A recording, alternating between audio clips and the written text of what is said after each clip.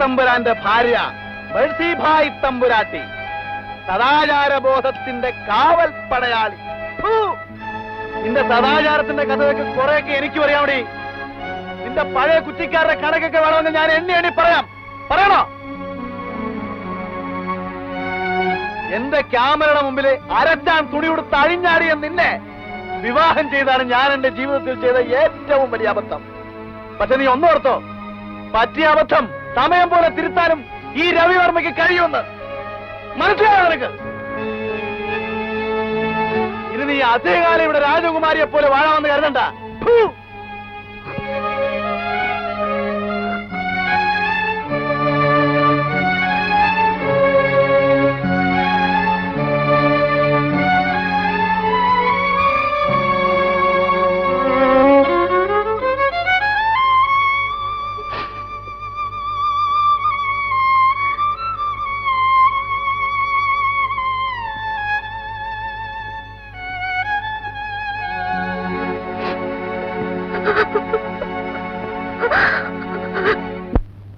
പിന്നീടുള്ള ദിവസങ്ങൾ മേഴ്സി കൂടുതൽ ഒറ്റപ്പെടുകയായിരുന്നു.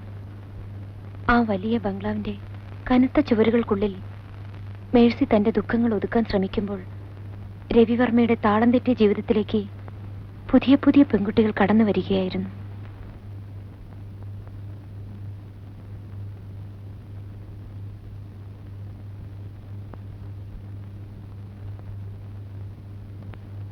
കണ്ണീരോടെ ഈശ്വരനോട് പ്രാർത്ഥിക്കുവാൻ മാത്രമേ മേഴ്സിക്ക് കഴിഞ്ഞുള്ളൂ.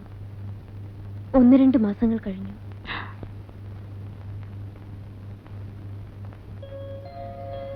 ആ സന്തോഷ വാർത്ത അറിഞ്ഞപ്പോൾ ദൈവം തന്റെ പ്രാർത്ഥന കേട്ടു എന്നവൾക്ക് തോന്നി. താനൊരമ്മയാകാൻ പോകുന്നു. ഇതറിഞ്ഞാൽ തീർച്ചയായും രവിയേട്ടന്റെ മനസ്സ് മാറും. രവിയെ അത് അറിയിക്കാൻ അവൾക്ക് തിടുക്കമായി.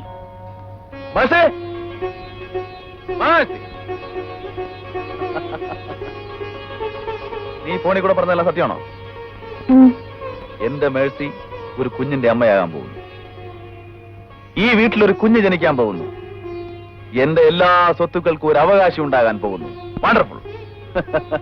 നമ്മുടെ രണ്ടുപേരുടെയും ജീവിതത്തിലെ മറക്കാനാവാത്തൊരു ദിവസമാണ്. Unforgettable day. എത്ര ദിവസം കൂടിയാണ് രവിയേട്ടനൊന്ന് ചിരിച്ചു കാണുന്നത്. ഞാൻ എത്ര പ്രാർത്ഥിച്ചു. സന്തോഷത്തിനിടയ്ക്ക് ഒരു പ്രധാന കാര്യം ചോദിക്കാൻ മറന്നു. ആരാ കൊച്ചിന്റെ തന്ത? മനസ്സിലായില്ലേ? നിന്റെ വയറ്റിൽ വളരുന്ന കുഞ്ഞിന്റെ തന്ത ആരാണെന്ന്. പ്ലീസ്, അവരൊന്നും വേണ്ട. നീ ഒരു വലിയ നടിയാണെന്നൊക്കെ എനിക്കറിയാം. ഇത്രയൊക്കെ പറയാമെങ്കിൽ അതും കൂടെ പറഞ്ഞാൽ എന്താ? ഒന്നിനും വേണ്ടിയിട്ടല്ല, just for an information sake. അറിയാൻ വയ്യെങ്കിൽ അതും പറയണം. എന്തൊക്കെയാ പറയുന്നത്? എനിക്കാകെ പേടിയാവുന്നു. കണ്ണീരും സെന്റിമെന്റ്സും ഒന്നും വേണ്ട. ഏതായാലും നമ്മൾ തമ്മിലുള്ള ബന്ധം ഇന്ന് അവസാനിക്കാം. ആ സ്ഥിതിക്ക് നല്ല സുഹൃത്തുക്കളെ പോലെ നമുക്ക് പിരിയാം. പിന്നെ കുറെ കാലം നമ്മൾ ഭാര്യ ഭർത്താക്കന്മാരായിട്ട് ജീവിച്ചതാണല്ലോ. ആ അവകാശം വെച്ചുകൊണ്ട് ചോദിച്ചോളൂ, ഞാൻ എന്ത് തരണം? വലിയ തുകയൊന്നും ചോദിച്ചു കളയരുത്. 2-3 മാസമേ നമ്മൾ ഭാര്യ ഭർത്താക്കന്മാരായിട്ട് ജീവിച്ചിട്ടുള്ളൂ. അതുകൊണ്ട് റീസണബിൾ ആയിട്ടുള്ള റേറ്റ് പറയാം. ആലോചിക്കാൻ സമയം വേണം അല്ലേ? 1/2 മണിക്കൂർ കഴിഞ്ഞ് ഞാൻ വരാം. അപ്പോൾ എന്തെങ്കിലും തീരുമാനിച്ചിരിക്കണം. പിന്നൊരു കാര്യം, പറഞ്ഞ തുക ഞാൻ തന്നു കഴിഞ്ഞാൽ ആ നിമിഷം ഈ വീട്ടിൽ നിന്ന് ഇറങ്ങിക്കൊള്ളണം. ഓക്കെ?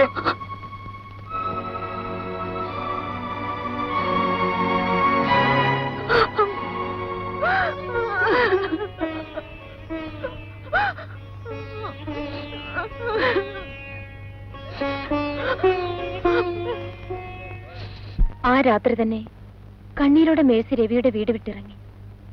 അതേ നഗരത്തിൽ തന്നെയുള്ള ഒരു കൂട്ടുകാരി ഗർഭിണിയായി അവൾക്ക് അഭയം നൽകി.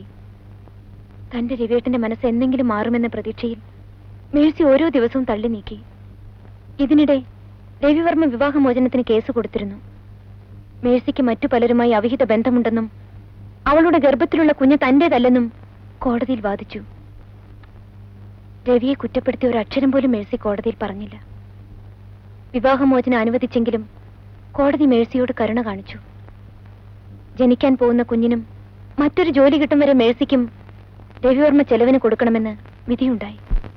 രവിവർമ്മയ്ക്കും മേഴ്സിക്കും വിവാഹ ജീവിതം തുടരുന്നതിൽ താല്പര്യമില്ലെന്ന് ഈ കോടതിക്ക് ഉത്തമ ബോധ്യം വന്നിരിക്കുന്നതിനാൽ വിവാഹമോചനം അനുവദിച്ചുകൊള്ളുന്നു.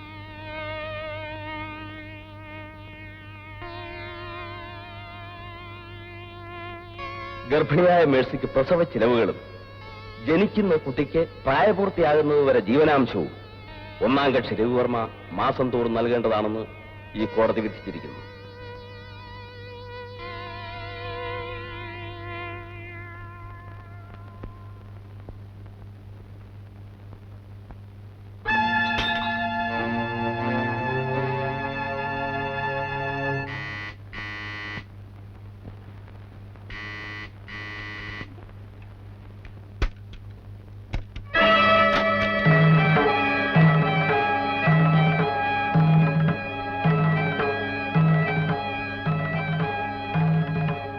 എന്നെ തീരെ പ്രതീക്ഷിച്ചില്ല അല്ലേ? ചെലവിനുള്ള പണം മാസം തോറും തരിക എന്ന് പറഞ്ഞാൽ അതെനിക്ക് ബുദ്ധിമുട്ടുള്ള കാര്യം. ഒരുമിച്ച് തരാമെന്ന് കരുതി. വിരോധമില്ലല്ലോ?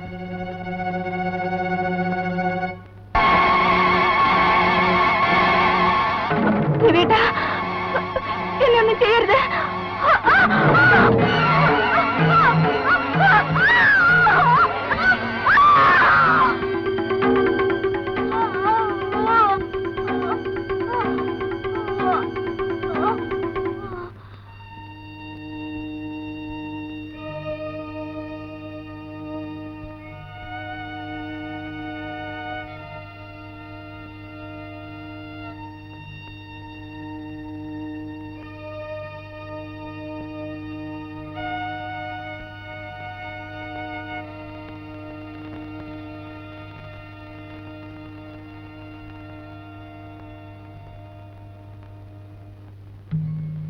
സുപ്രീം കോടതിയുടെ വിധിക്കെതിരെ രവിവർമ്മ പ്രസിഡന്റിന് ദയാഹർജി സമർപ്പിച്ചെങ്കിലും പ്രയോജനമുണ്ടായില്ല. നിസ്സഹായ ഒരു സ്ത്രീയെ, അതും ഗർഭിണിയായ സ്വന്തം ഭാര്യയെ ക്രൂരമായി കൊലപ്പെടുത്തിയ പ്രതി യാതൊരു ദയയും അർഹിക്കുന്നില്ലെന്ന് പ്രസിഡന്റിന്റെ വിധിയുണ്ടായി. തൂക്കുമരവും രവിവർമ്മയും തമ്മിലുള്ള അകലം ഇനി കേവലം 10 ദിവസങ്ങൾ മാത്രം.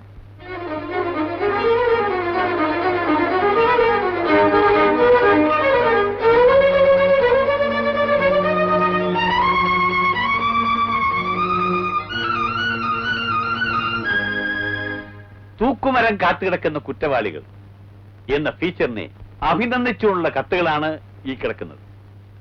ഇതിൽ പലർക്കും ഇഷ്ടപ്പെട്ടത് രവിവർമ്മയുടെ കഥയാണ്. സത്യം പറഞ്ഞാൽ a very well written feature.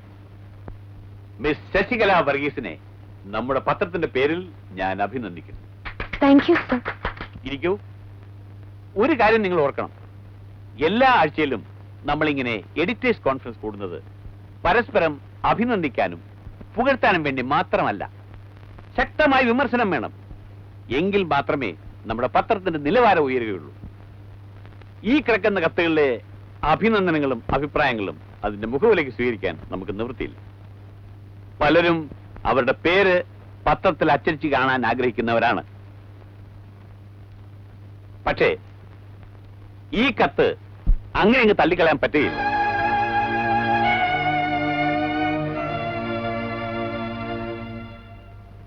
Dear mister editor, തൂക്കുമരം കാത്തിടക്കുന്ന കുറ്റവാളികൾ എന്ന ലേഖന പരമ്പര വായിച്ചു. പ്രത്യേകിച്ച് മേഴ്സി കൊലക്കേസിനെ കുറിച്ച്. എല്ലാവർക്കും പറ്റിയ തെറ്റ് അത് എഴുതിയ പെൺകുട്ടിക്കും പറ്റി. ഒരു പ്രധാന കഥാപാത്രത്തെ വിട്ടുപോയി, വില്ലൻ.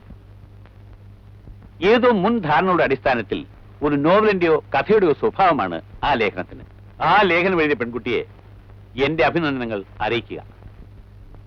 ഒരു പക്ഷേ ഈ കത്ത് അവിടെ കിട്ടുമ്പോഴേക്കും ഞാൻ ജീവിച്ചിരിക്കുന്നുണ്ടാവില്ല എന്ന് രവിവർമ്മ, സെൻട്രൽ ജയിൽ, തിരുവനന്തപുരം. എന്തൊക്കെയായാലും രവിവർമ്മയുടെ കാര്യം ഓർക്കുമ്പോൾ വിഷമം തോന്നുന്നു. നാളെ വെളുപ്പിന് 4 മണിക്കല്ലേ അയാളെ